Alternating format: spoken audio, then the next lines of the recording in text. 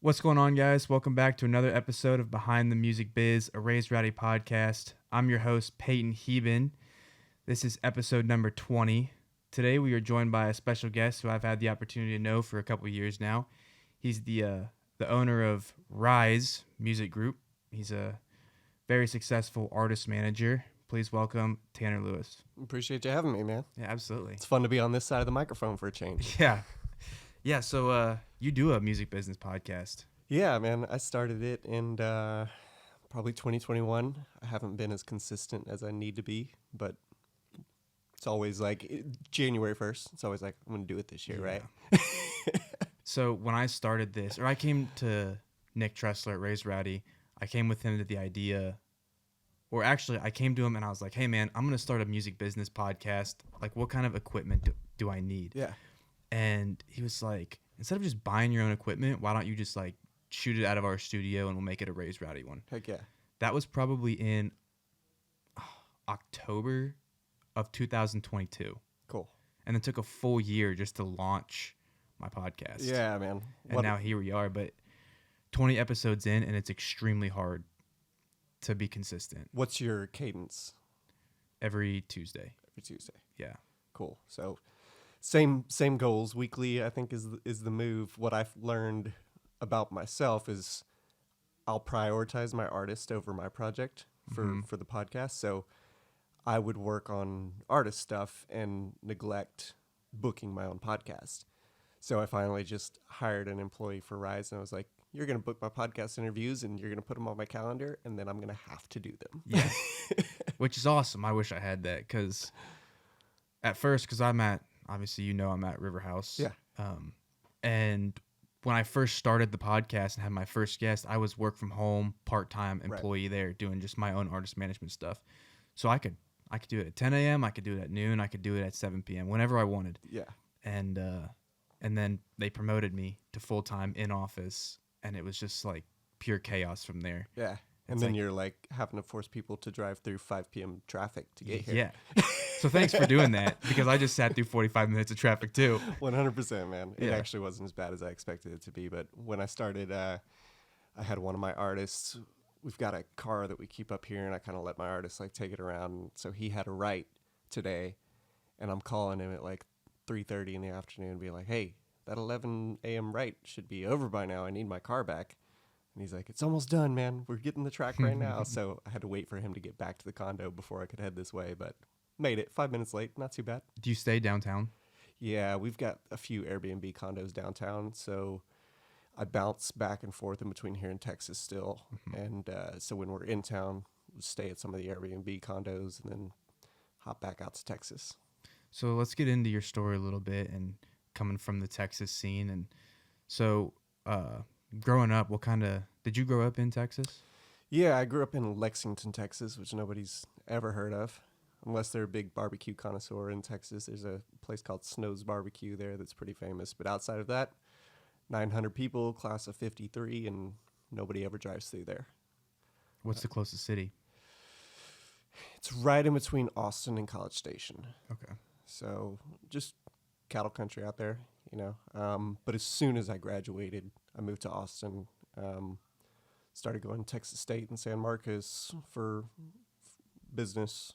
At that point was kind of like putting myself through school by playing gigs myself, kind of a Texas country singer-songwriter scene and stuff like that, and very quickly realized that the performance side of it was not what drove me, but music was, right? So like I knew for sure that I was addicted to music. Still to this day, if you talk to my wife, my AirPods are in my ears 16 hours a day, and that's not an exaggeration. And I'm not sponsored by Apple, unfortunately. But you know, it's just something that like has always been huge for me, but it wasn't the writing or the recording that was driving me, or even the being on stage. It was being around the music and influencing the music in a creative way, but much more on the business side. I like, I've only owned businesses. I've never really worked for anybody for more than a few months.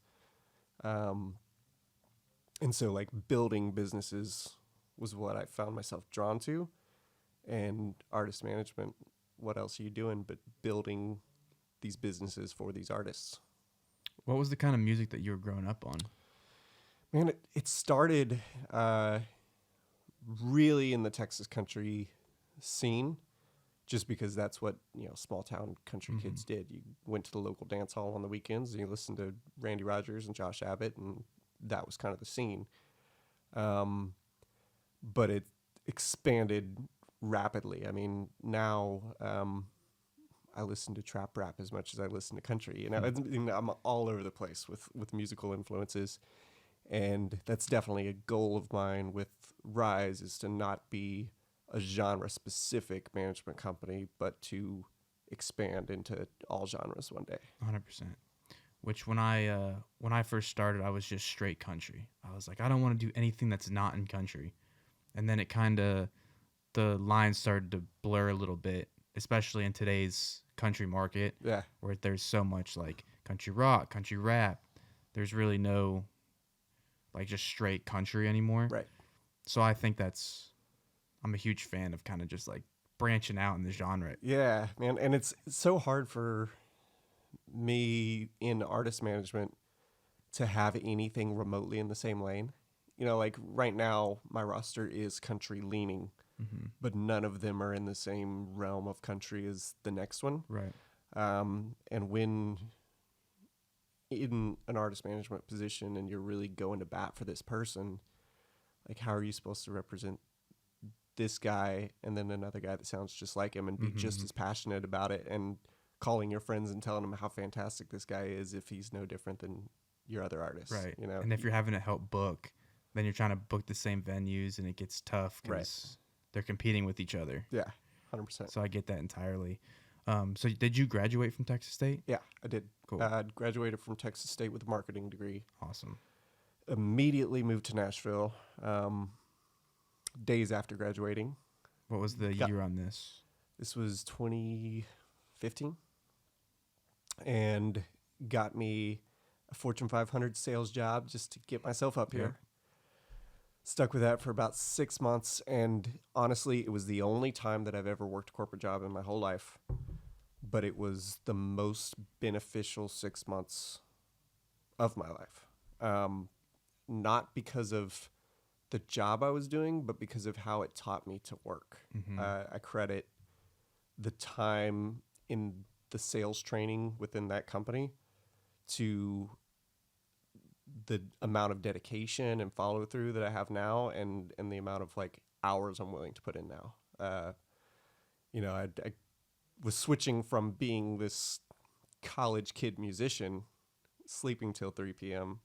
to this Fortune 500 job where I was waking up at 5 a.m. to work out, to go to the office, to make 70 calls a day, to go out and do sales runs, then come back to the office, make 70 more calls, and go home and go to sleep. and that 6 months really, like, it was almost like a little boot camp for the way I operate today.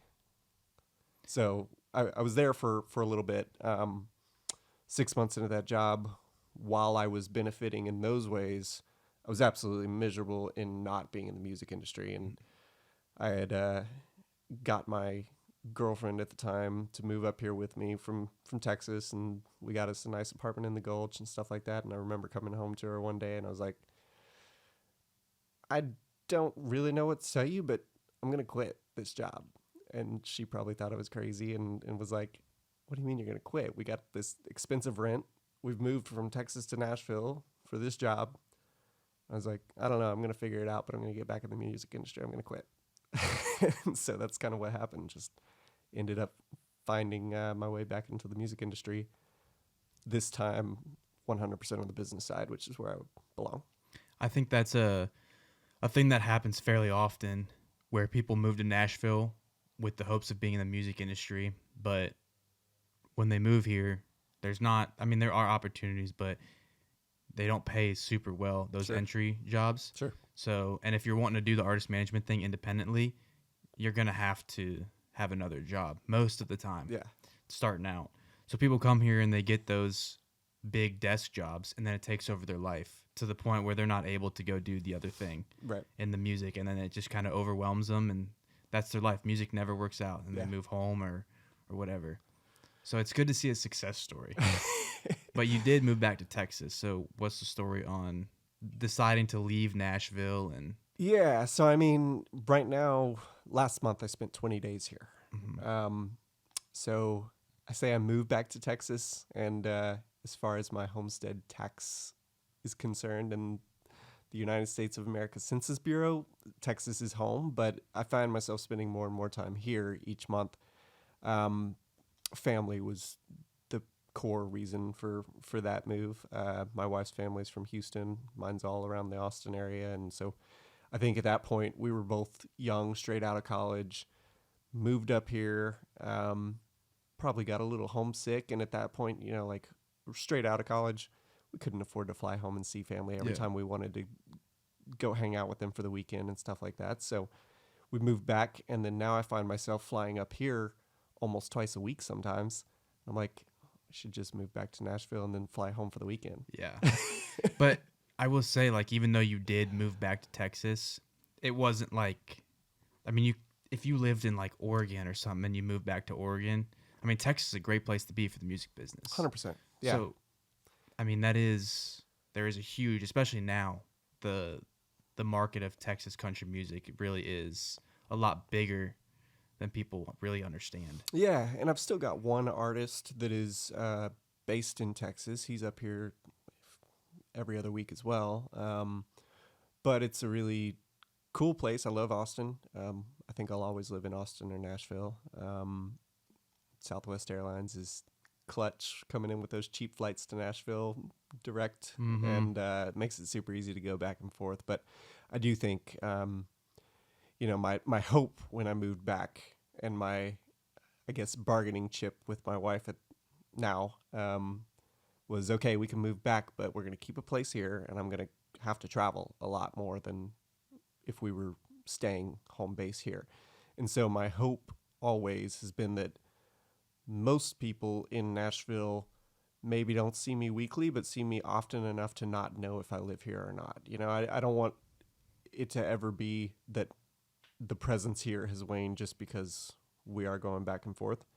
And I think I've done a pretty decent job of staying pretty plugged in this town while in the interim, and maybe shifting back this way, and maybe we'll be back here full time soon. Well, I've seen you out a lot. There's been a lot of times over the past couple months where I've just seen you out at random things where you have no artist playing. Right. It's you're just there. Yeah. I'm like, what is he doing here? Hanging out. That's the goal, man. Yeah. See and be seen. So when you were in Nashville before you ended up moving back in the earlier days of your music career, what kind of things were you doing to try and stay in the business? I know you said artist management, but yeah, I mean, I think artist management has always been what drove me. Because like I said, I did come from a creative background, but not in the same way as artists are. But it was never a avenue for me to be a booking agent or certain other avenues that you could go into in this business. I do genuinely love building the business as a whole, and so I love how many different sectors that management gives you the opportunity to touch. You know, I'm on the phone with so-and-so's booking agent, and then having a call with producers to go over songs and pick songs that we're doing, or setting up a co-write with this writer that I think could be a good fit. And I think that's where some of my creative itches get taken care of, is that if I set up my artist with a writer that they've never met, but I feel like could be a good fit, and then we end up cutting that song, like that's enough influence in the creativity for me to get that feel, right. You know? And then outside of that, I'm cool on my MacBook. I don't need creative input. When was Rise born? So I worked for a management company up here from 2015 to 2017. In 2018, that company shut down, and I called all of my management clients at the time Are you allowed to say any of them?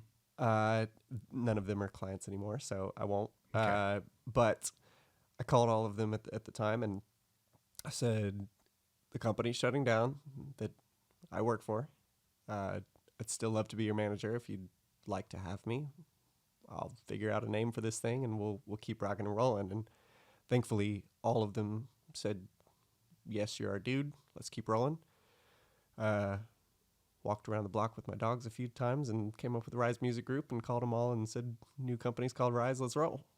So 2018, February. Very nice. Yeah, I remember, I forget the first time I came across it. I think it maybe was just when I was working with Hayden on booking him that first time, I think. Yeah.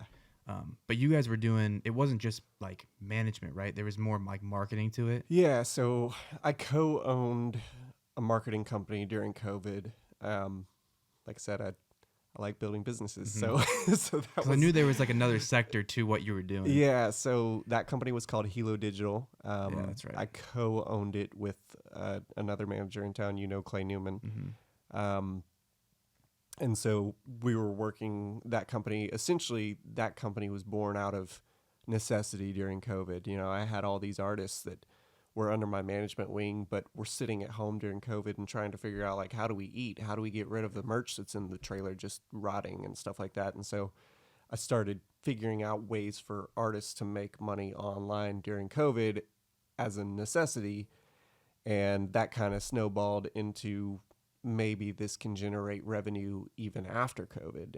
And so we opened up a digital marketing company for a little while, had some successes with kind of generating YouTube revenue and stuff for some artists, building streams.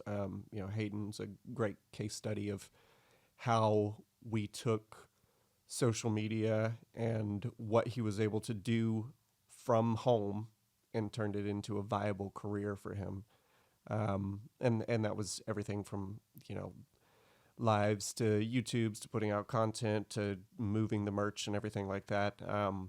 Since then, the management stuff has gotten much busier, as you know, with Hayden and Dave and Lane. And we've shut down the Hilo Digital company to focus 100% on management. Right. But it was it was fun to get more into that side of things and use my marketing degree a little bit.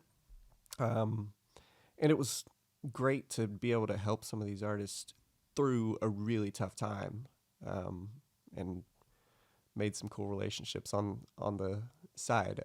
Dave Fenley, who's one of my management artists, he was a client for the digital marketing company. Gotcha. And we just formed such a good working relationship that when I shut that down, I said, let's just call this management and keep rolling. Yeah. So you have Hayden Coffman, Dave Fenley, and Lane Smith. Lane Smith, and guess this will be the announcement. I just signed a artist out of Arkansas. They're called Hayfield.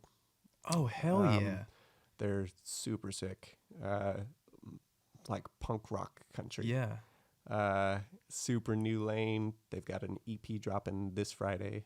This episode probably won't be out by then. So no, I think I'm gonna release it next week. Yeah. So last Friday. So it's out now.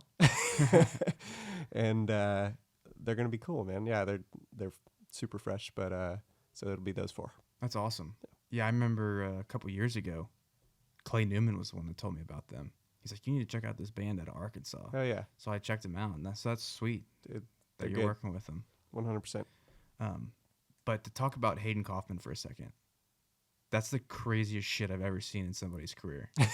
Seriously. A growth curve's good, right? Yes. It's like nonstop, just up. So I think I met him, might have been 2018. When did you guys start working together? I think I met him before you guys did, but it was probably late 2018. Okay. I think I met him first when he was working with Chapin.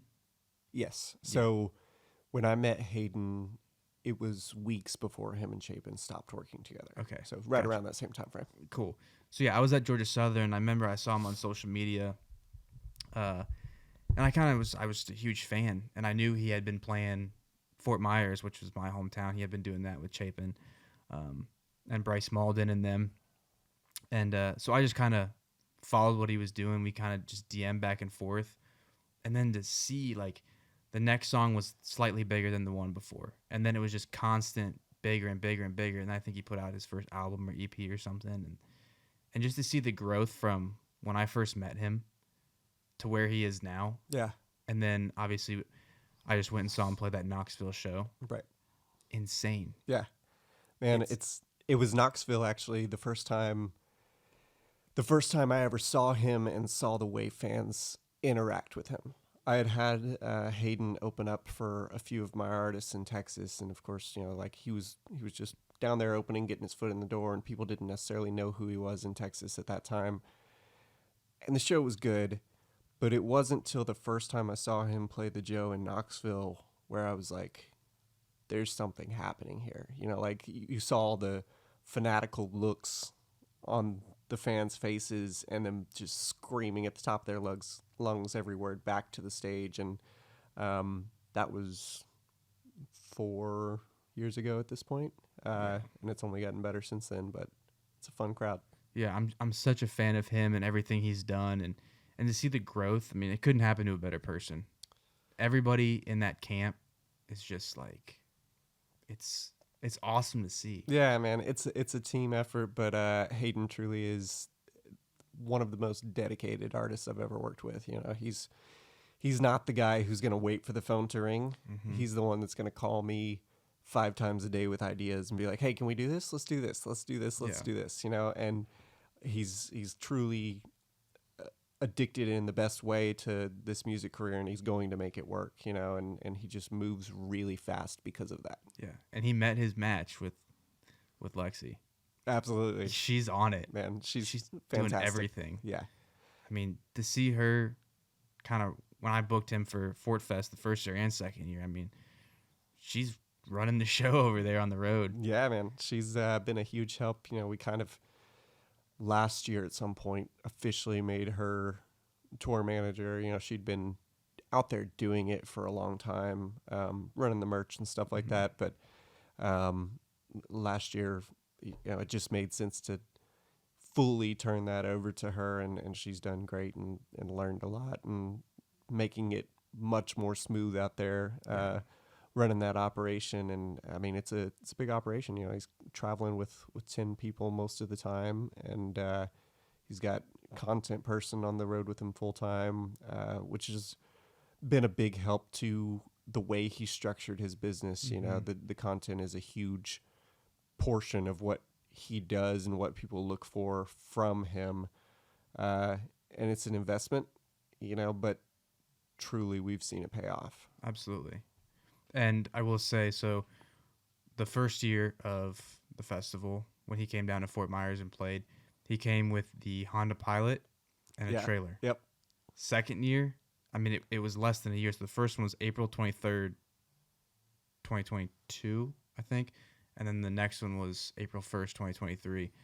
So that April 1st came with the bus and trailer. Yeah. So it's crazy how much difference a year, how many things can change in a year. Yeah, man, and just seeing the slow, steady gains, but also the big ones, and I think I've been fortunate enough to work with a few artists on my roster that have had what you would call viral moments, I guess, and Better Off would definitely be one of those big gains. And I think you're always like chasing that moment once it happens, right? But that moment is huge. But if you look at all of the other song drops like you're talking about, each song just grows by 50%. And when you compound all those 50%, it's a much bigger influx, and in my mind, results in a much more devoted fan base than that one viral pop. Yeah.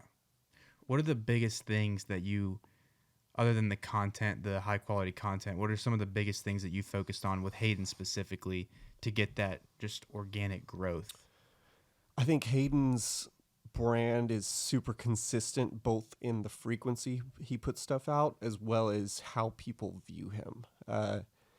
In my mind, Hayden is one of those artists that what you see online is who you get in person, and he's very authentic, and it's very clear what and who he is. I think you know him well enough to know that he's just a good dude that Absolutely, you want to yeah. go grab a beer with and goof around with, and he's as goofy in person as he is online, and as approachable in person as he is online. Mm-hmm. And so I don't think you always get that.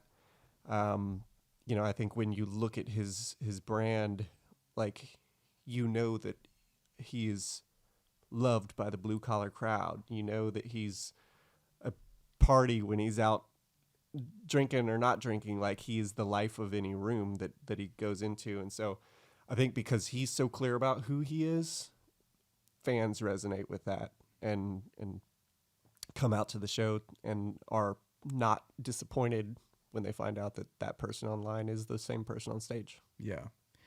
So being an independent artist manager, what are some of the hardest things that you kind of had to overcome to really make it all work? Because you're kind of having to teach yourself things you're not, like me right now, I'm kind of like learning from people as I go. It's my first time being in an office working for somebody.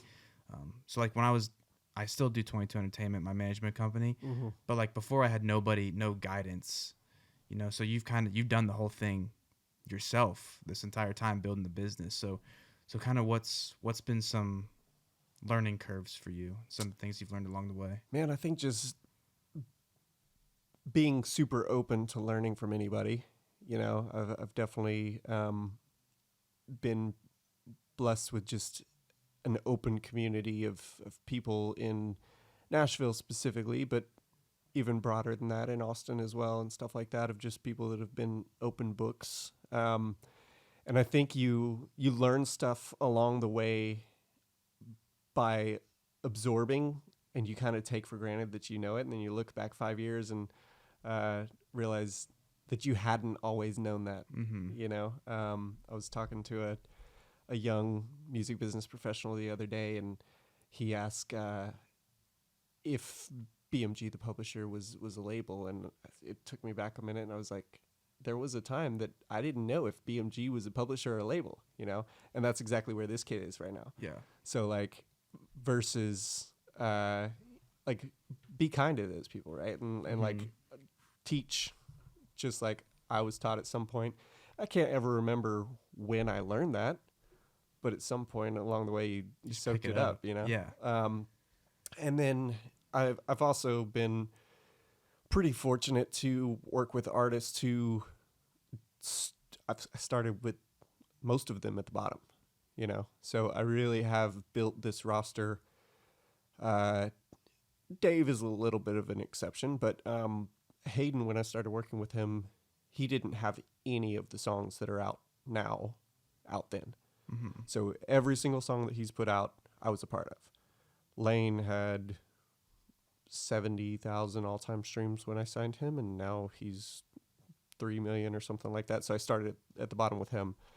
Dave had already done some TV shows and stuff like that. I remember him from The Voice. Yeah, he'd been at it a minute, but I think because I had the opportunity to start at the beginning with some people and then also hop into some midway careers, every experience has been a learning curve. Like, I did my first label meetings with these artists. I did my first publishing meetings with these artists. I set up first studios with these artists. Like, we've kind of done it all together, and each time one of these artists progresses along their career, it's another learning opportunity for me. We have not yet put on any worldwide stadium tours, but we will one day, and then I'll know how to do that. Right.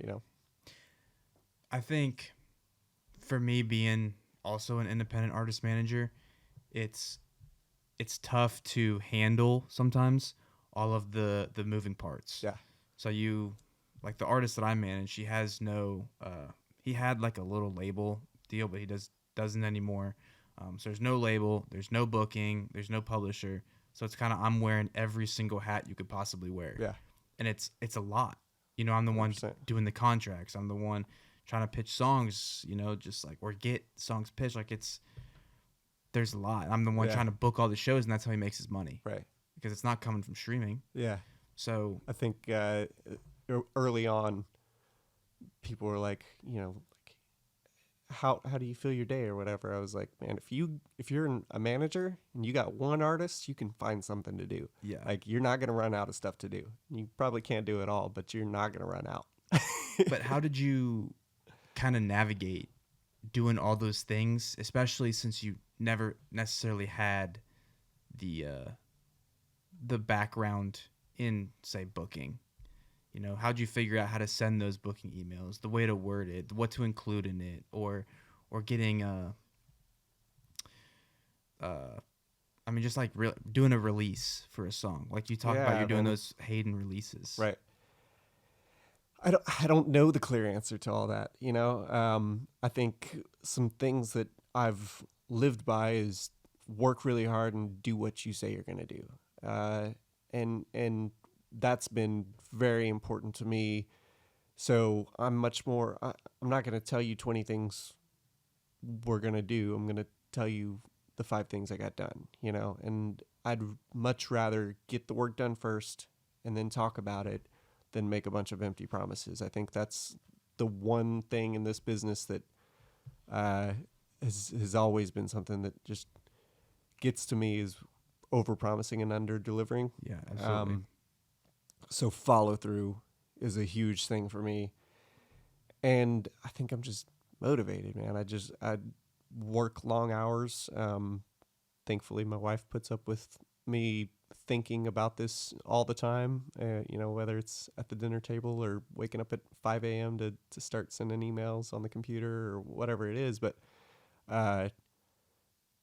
you do work really hard, and you kind of just got to be smart about it all and figure it all out, There are things that have to sit at the bottom of the to-do list and things that have to sit at the top of the to-do list. And I try to put my must-get-done stuff in between 5 a.m. and 9 a.m. because I know as soon as 9 a.m. starts, you're answering to other people's wants. Right. 5 a.m. to 9 a.m. is my time when nobody's going to message me asking for stuff. So I'm going to get the stuff done that I know needs to be done. And then at 9 a.m. when people start waking up, I'll respond to their needs. But 5 a.m. to 9 a.m. is my time to do what I know needs to be done. Yeah. Because sometimes it does feel like there's not enough hours in the day. Definitely. To get everything done that's required, especially when you have, you said 4. That's 4 now, right? So yeah, 4 artists. I mean, yeah. One's a handful. But I mean, I'm building my roster, and it's a lot. Yeah. Thank God I have like people that are helping me. And I know you were kind of building your staff too. Absolutely. Do you still have Cash? Cash, yes. Yeah. Yeah, he's the one I was saying was booking my podcast for me him. and stuff like that. Yeah. Oh, nice. Yeah. So actually he came to Rise, I think, thanks to you in some respects. I think we connected and decided he was going to stay in the corporate world, and then I think you recommended that he reach back out, and he connected for a second time, and it worked out that second time. Yeah, that's so interesting because I kid you not, 2, maybe 3 weeks, I worked with Ryan Waters' band for just a little bit. We were friends, and then they ended up getting a bigger opportunity in the management world and label side. But I was trying to help book some shows, and we had an opportunity in Texas, and we were looking for a little routing thing. So they sent me Cash. And they're like, oh, this guy, he's got some connections. So we were on a phone call, and then we kind of just, nothing worked out. And then we kept in contact, and he's like, hey, man, do you know anybody down in Texas? I was like, oh, I know this one guy. Yeah. And I think I sent him your way then. Yeah, man. And then, then I saw him post about Rise that he started working there. I was like, oh, no shit. Yeah. Yeah. So that's pretty cool. Appreciate it, man. Yeah. Yeah. He's glad that's working out. He's motivated and learning quickly, so I hope he does well. Me and my girlfriend, we went to lunch with him not too long ago when he was in town. Very cool. So yeah, that was his first trip to Nashville. He came up here and hung out with us for a little bit and got to see the crew. I think that was Hayden's Whiskey Jam week or something like that. Yeah, that's what it was. Yeah. Yeah. He's a motivated dude. So, 100%. Yeah. And he's a great get out there and meet people dude, I think there's different people who approach opportunities differently, and I've always been kind of quiet, stand in the back of the room and let the work speak for itself, dude. But Cash is great about getting out there and shaking hands, man, and meeting people. He knows no stranger. Absolutely. So, what's your advice to people that are either coming out of high school that don't want to go to college, or they're coming out of college that want to move to Nashville or don't, and just be in the music world doing artist management, specifically independently? Starting their own company? Yeah. Yeah. I think that it did do me well to come here and work for a company for a minute. You know, it was an opportunity for me to get in and learn from somebody for a minute and kind of start establishing connections and stuff like that. Outside of that, I mean, I think it's a little bit of a gut thing, and how much do you believe in yourself when you want to step out on your own, you know? I've signed artists that are very established when I've signed them, and I've signed artists who don't have anything going on when I sign them, and the ones that don't have anything going on, it's just of conviction within myself of I can make this happen. And I think some of it, like, I think oftentimes people are like, you know, why are you working with this project versus this project? And I know, you know the label world and the management world, and it's kind of the same question.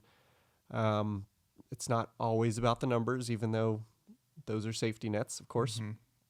Mm-hmm. But to me, what I look for is understanding the project. I want a conviction of it, in that I believe this will work, and two, I can see the finish line. There are a million talented people out there. There are a million people with huge numbers out there. But if I can't see the finish line, I'm not the right person for the project, you know? So I've really got to visualize, like, this is where I see this project ending up. And if that lines up with what the artist sees, we can kind of take things to the next step. But if it doesn't, it doesn't matter if I think it needs to go this way. If that's not where the artist is heading, then it's not going to work between you two. If the artist is talented as can be and has all the numbers in the world, but you don't understand where the artist is going, can't help that project either. 100%. So, while I was in college, I met an artist that I started managing, and I had no knowledge of management whatsoever. It was kind of just learning as I go. We were both figuring it out together, and then we ended up moving to Nashville together. And that was kind of just like my foot in the door. When I shake hands, oh, what do you do? I manage this guy, you know, and they're usually like, who's that? You know, but I mean, that was what got me in and how I learned. Yeah. It was a lot of trial and error. But I think just the figuring it out and just kind of throwing shit at the wall and seeing what stick, that worked for me. Did you feel that people were pretty receptive in town? No, because if the artist that you're working with does not necessarily have huge numbers or doesn't look like they necessarily need a manager, then you're kind of just not really respected in the management sense. Right. But I will say it did make me a lot of connections where I kind of got to like say, oh, I do this. I would love to meet with you for coffee and kind of learn from you. Right. And that's what kind of got me knowing as many people as I did back when I first moved here. And I think the management thing just kind of, I guess, just taking the risk. And I come from a business background. So I graduated with a degree in entrepreneurship, and you come from a business background. Like, I love building businesses too. Mm-hmm. And I think taking an artist from the ground up is kind of very similar to, because they are a business. Yeah. So it's the same of if you're building a company or you're building an artist from the ground up, the success when they get to the top is just like, all right, we did it. And there's always another level to shoot for. You say, like when it's taken seriously, and I guess that depends on who you're talking to. You know, I mean, at what level is it taken seriously? I've got what I consider a few successful clients, but there's a bunch of more successful artists out there. So always plenty motivation to go around in this town to get to that next level. 100%. The thing that does suck about it, the biggest downside is that if you are building an artist, say you sign an artist that isn't kind of, they don't have the biggest numbers, they don't have the biggest social following. If things don't work, you're the guy that it all falls down on. You know, and that was something I kind of experienced was, you know, I've worked with a ton of different artists that it just didn't work out. You know, like you said, I just wasn't the guy. It just, but certain things just didn't work the way I had thought they were gonna, or the artist thought they were gonna. Sure. And then it kind of gets thrown on the manager. Like, oh, that was supposed to be you that, you know? Right. And that was the hardest part that I faced. Yeah. Being an independent manager, because there was no other, it was just one man show. Yeah, and sometimes it's just not the right fit between the client and the manager. You know, I've got buddies that still to this day are buddies that I managed for a minute and just had to have that talk of, I don't think this is right for you at the moment. You know, we just don't work right together. Right. Just as every person is not right for you as a spouse, you know, like sometimes you find that right match and sometimes they're not the right match, and knowing when to turn that over to somebody else is also a key part of it. You know, you can't keep banging your head against the door, and at the end of the day, this is a music business. You know, we're supposed to enjoy the people that we work with as well, and I genuinely can say that all 4 of my artists are people that I love working with. Yeah. You know, and it is, you know, a lot of people, they get mad that us, like, as music business professionals, we care about the money and we care about the more business side of things, but like, we're just people that love the music, and most people will tell you that. Yeah. You know, they call us the suits. Right. Are you a suit? No, you're not a suit. But they'll like say how much we only care about the money and all that stuff, but it's just like, we're so relationship motivated and music motivated. At least I am. Yeah. And that's been the biggest part of just my journey here in Nashville, is just loving the music, and everything else is just taking me. Yeah, man. And you're not making any money without them making some money. Exactly. Yeah. We're all trying to build the same business. Yeah. For sure. Yeah, I mean, as long as you're all on the same page about everything with your artists and stuff, it's a good working relationship. Yeah. So I want to talk a little bit about the Texas and Nashville scene. Because like I said before, the lines are kind of blurring. Yeah, because there was that big, like, Texas doesn't associate with Nashville and 100%. Vice versa. Now you're kind of getting where you have artists going back and forth. Cody Johnson signed to a Nashville label. Yeah. So, I mean, what's your take on that, even though I didn't really ask a question? Yeah, man. It's funny. I remember being that hardcore red dirt Texas loving kid, and really being the person who did not consume Nashville country for a bit of my early, like, high school age and stuff like that. And when I met my now wife, you know, she was the direct opposite. She was Luke Bryan and Florida Georgia Line only, and I was over here. And it's kind of funny because now it's almost switched. Now I'm the one jamming Seaforth, and she's listening to Coetzel, you know? Yeah. So we've almost flip-flopped in that aspect. But I do think it's blurred so much. It was a very defined line for a little while, and I don't really know why that was, if it was because the two genres were so narrow and now they're not, or what really broke down those boundaries. But people will reference Coetzel or Parker McCollum and call them Texas country, but they're national acts now, you know. Coe's signed out of Columbia, they're New York, and Parker signed out of I think Nashville. Yeah, and same with Cody, you know. I mean, it's just music at this point. Yeah. And there's a bunch of the younger Texas kids that are coming up and doing good and taking those same routes and breaking down those boundaries.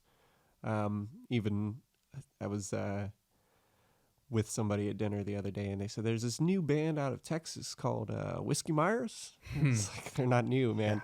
They're not new. They've killed it the last few years, but they're not new. But the national audience is finding all of this music, and they're just assuming that it's country music or rock music or wherever you want to place it. But I think I have seen those barriers to entry come down drastically in the Texas market, because for a while Texas didn't want anything to do with what was coming out of here, and now it's kind of a fluid system more so than it used to be. Would you say TikTok plays a role in that? It's a good question. I don't know. I don't know if that audience is consuming both of those the same way and kind of adapting music through that. I think more so it's kind of the mindset of the music consumer. I mean, if I think about my dad and mom's generation, they would have a very clear answer of what type of music they like. I think if you ask me, I have no idea. I listen to all of it. And I think the younger generation than me is even more so. You know, like, they don't listen to rap. They listen to rap, rock, country, pop, jazz, whatever they want to listen to, you know? So I think even more so than one platform influencing everything, I think it's consumption as a whole and being exposed to so much different types of music, and not having to fit in one single box. Yeah. I don't know if, streaming kind of plays a little bit into that. I think the accessibility of all of those different genres does play into it, whereas with radio, there's not a... Have you checked out Spotify's genre lists lately? Mm-mm. It's about 800 genres long now. But it used to be country, rock, pop, right? Yeah. You listen to one of those things. Now you can go to Americana, Afro beats, hip hop if you want, or you can go to like European jazz pop. Like, you can get so niche. It's all out there. Just go check it all out. Yeah, because I mean, country has separated to that. Like I had a conversation about this today, actually. It was like country was just country. Right. Like, you had Johnny Cash and George Jones and Waylon Jennings, and Willie Nelson. You had all this. Anybody asked, what genre is that? You say country. Right. But now you have country, and it's like webbed out to like country rap, country rock, right, Americana, folk, like all these different. And it's like, how do you even classify these things? Yeah. You were talking about that Hayfield band I just signed. I was with those guys, and they said, when you pitched to Spotify, what'd you put us under? Yeah. So country rock, and pop punk. Like, it is all of those things, Yeah, and so I talked about Ryan Waters' band. Go listen to his catalog. It's like the most diverse thing ever. And he's a country band, but like his sound is very like pop punkish. Yeah. And he signed over to Madden Co., which I think is Good Charlotte. I think. Have you ever heard of them? Yeah, 100%. Yeah, it's their thing. So it's just like, that's just a country dude that signed over, and next thing you know, he's playing over there with Lil Wayne. Heck yeah, man. So it's just crazy how all that works. And Austin Snell's another example of that. 100%. Hayden. Yeah. Hayden's a prime example of that, actually. Is because if you go listen to his catalog and where he started and how it started to just kind of diversify into like the Good As It Gets, right, to like the Better Offs, right, to the Rock Bottom song. Like, there's just so many. Like, you can go slow, you can go like hard rock. It's awesome to see, though. I love it, and it's fun to see how some of those bits of success allows the artist to be a little bit more of themselves. Mm-hmm. Right? Everybody's a little bit self-conscious and trying to fit in some sort of box at the very beginning, and then at some point they're just them. Exactly. That's what. Oh man, I love that you said that, because that's huge. It's people want to come to Nashville and say, I'm doing country music, and they try and fit in that country thing. Right. So sometimes they'll make their voice a little bit more twangy than they need to, or they'll have like the track will just sound a little bit more country than what their voice really is. Right. And then you let somebody just do what they want to do. Yeah. I mean, that's when you get the best music. Why is it not working? Because there's already 500 of those out there. Exactly. You're trying to copy out, like, you get a lot of female artists right now that see this works for Megan Maroney. I'm gonna just do that. Right. And they're trying to sound like her. They're trying to look like her. And I mean, you get it all the time. And it's just like, do whatever you want. Sound like whatever you want to sound like. Sing whatever you want to sing. It doesn't matter if she has all these upbeat songs or whatever. You know what I'm saying? Yeah. It's like, just once you find who you are and you allow yourself to be okay with being you, even if you don't blow up on TikTok, Yeah. things will happen. When I love, like, when you find an artist that's convicted enough to be like, I'd rather fail being me than succeed being somebody else. 100%. Like, you're an artist, right? Yeah. Like, you didn't wake up saying you want to be an artist so that you can go copy somebody else. Yeah. Right? And imagine you do that, you be successful being somebody else, and then you are having to live like that for the rest of your life. You're having to put on that persona. Yeah, man. I was at a festival this last weekend and saw Chase Rice, and I think he's gone through some of those things where he talks openly about it on stage, which is the only reason I bring it up here, because I know he's putting it out there, but he's very open when he's on stage of like, hey, these next 3 songs that I'm going to play, I hate them. Like, they were huge smashes for me, but I hate them and they're not who I am. I'm going to play them because you like them, but then I'm going to play a bunch of stuff that I love that's me. Yeah. And it's an interesting spot to be in because, even the amount of success that he had with those songs, you can tell that there's something inside him that's like, I've got to let people know that, like, while I appreciate them consuming this and making my career what I always dreamed it would be, I want this true, honest self to be seen more. Yeah. I think that's why there's a lot of people on TikTok so that's a whole nother beast to talk about, but just people on TikTok love to find new talent of people being real. Yeah. If you're trying too hard on TikTok to be somebody you're not, you're trying too hard with the content and just trying to put on this like persona, it doesn't work because TikTok loves to find people that are themselves and they love to blow you up. Yeah. I mean, look how many people it's happened with. Yeah. With Zach Bryan.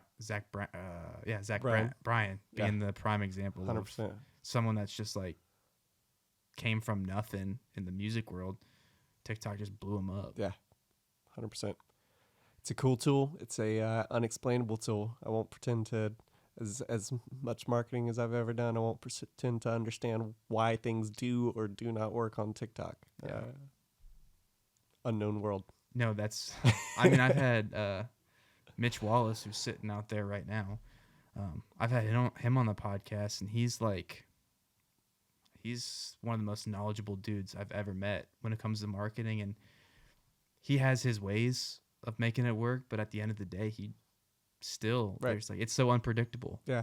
It's the algorithm. It's its own beast. Yeah. I was talking to some influencers the other day, and they said, man, I get hired to come all over the country and teach people how to do this thing and how to do social media and make TikTok successful. And then sometimes I can't get 500 views on my own videos. I don't even know what the hell I'm doing, Yeah. It's if somebody tells you they have it figured out when it comes to TikTok and Instagram Reels and all that, they're lying to you. Because no matter what you do for a living, no matter how big of a record label you work at or how many marketing degrees you have, it's nobody has it figured out. No. I don't even think people at TikTok have it figured out. 100%. So, yeah, I mean, I think the independent, like building from the ground up and social media, how big that's become for growing artists, is social media has been the name of the game. Yeah, for the past couple years. And I'm really convinced that this music scene is not so by chance or by luck as people set it up to believe it is. You know, I mean, how many artists have you heard that have grinded it out for 10 years and almost went home and didn't, and then the next one's the one that popped off? I think it's more of it's a consistency game. It's a quality game. It's staying committed more so than it is luck, you know. Right. If you've got a little bit of talent, you're being authentic, you're working at it really hard, and you have no backup plan, and you're sticking it out here, you can get there. Yeah. You know, and the independent world has grown so much to the point where, like, it is predictable to grow a sustainable career as an independent artist, whether or not it is your goal to be a signed artist, or, you know, if your goal is to play 1,500 cap theaters or it's to tour 40,000 seat arenas. I think there are ways you can make it happen if you just put in the work and stay consistent and get out there and do you. Yeah. You know, that's another thing when it comes to the touring and the shows and social media. You know, I've seen Dave Fenley. I've seen him play Writers Rounds. Mm-hmm. Incredible. Yeah. He puts on it's its own show there. Yeah. The beatboxing and all the stuff that he does, it's incredible. He can shut up a room. Absolutely. I've never seen Lane, but I have seen, as you know, Hayden many times, full band. Yeah. And just to see the progression of the show, and I know a lot of that is songs, but before he really had like the social following that he does on both TikTok and Instagram, you know, he was out playing shows, as many shows as he could, wherever he could. Right. And he was had the same band most of the time, just kind of building his show and getting comfortable on stage. And that's not something you see very often nowadays, I feel like. It's an interesting point, because that's one of the key differences in between the Nashville scene and the Texas scene, is that is all you see in the Texas scene. Yeah. And, you know, anybody who's doing quote unquote Texas country music is out there hitting the road Thursday through Sunday. And that's just what you grow up thinking that you're supposed to go do. And Nashville, on the opposite side, is write, record, put out music, and maybe the touring thing happens for artists and maybe it doesn't for others. Yes, Hayden did get out there and tour quite a bit early on. And I think it does teach you how to connect with an audience and a lot of really good things. Now, I think there's also a point where you need to get a little bit more selective with those gigs and actually start looking at opportunities as, are you growing your brand by this? And Yeah.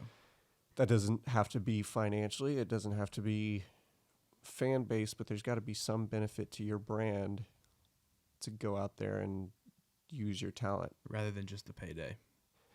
Even that. Sometimes, I mean, there are wildly outrageous quotes from corporate gigs. Mm-hmm. Go take your payday, you know? Yeah. There are ones that you go out and lose your butt on, you gain a ton of fans. Right. There are ones that, from a fan perception standpoint, this tour looks really good to go out on, so let's go do this because my fans will think it's cool, you know? Mm-hmm.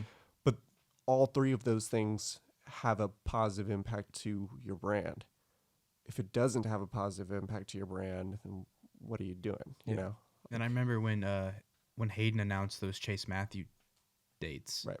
I mean, that's in itself is because they have such a very similar, from the outside kind of looking in, very similar target market. Yeah, man, they work really well together. They're buddies.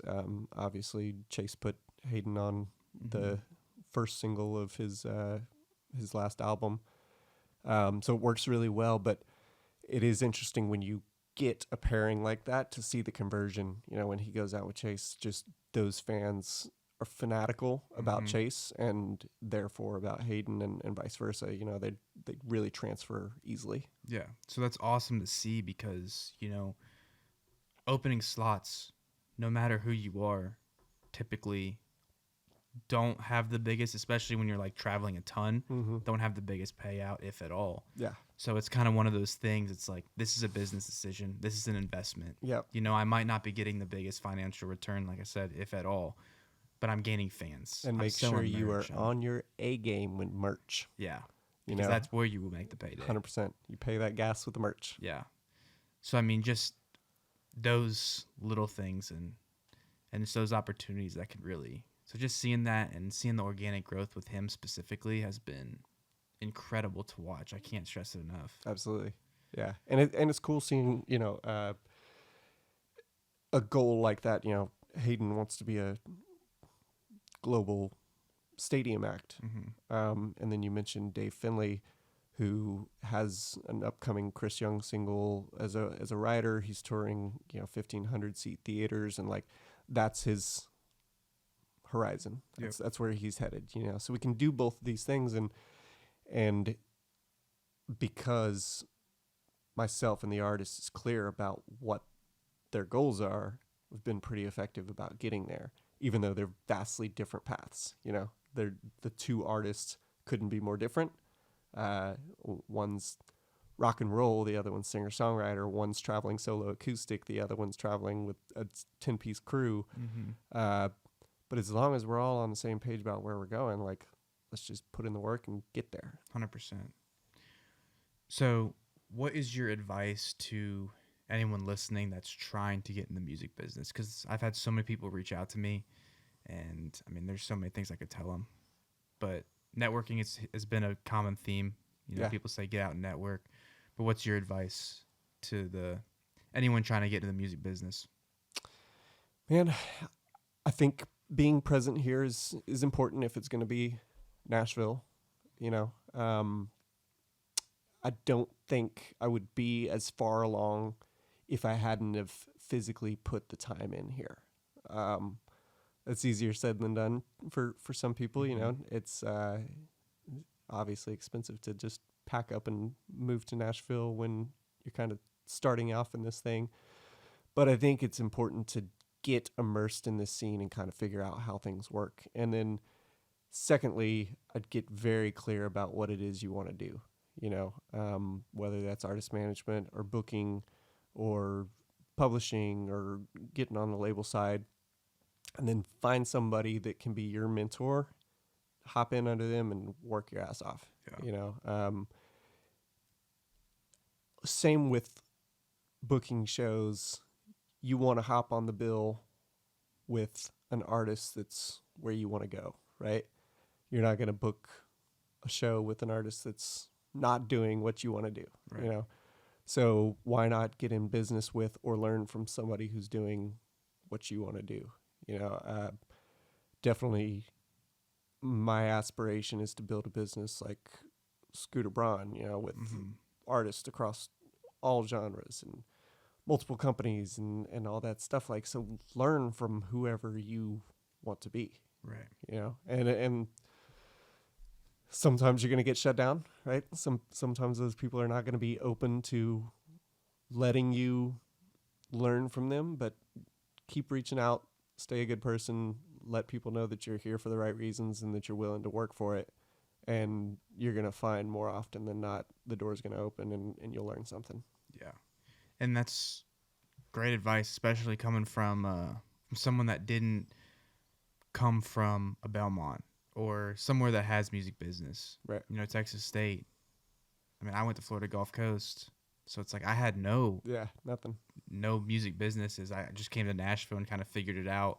And you doing the same to see where you're at now. It's cool, and I think that a lot of people will take something from listening to your story. And I think you've always been very good about this, but be humble, be a good dude. You don't have to be the loudest person in the room. Mm-hmm. You don't have to be the flashiest person in the room. Like, if people know you're a good dude and you're working hard, they're going to be more apt to help you. Yeah. Word travels fast around here, 100%. Around Nashville. It's if you come to town and you're shaking hands and you're meeting with people, this is what I'm looking at doing. I'd love to meet with you. And I mean, word travels fast that you're doing that. Yeah. So people sniff out intentions. Absolutely. So I think that's great advice.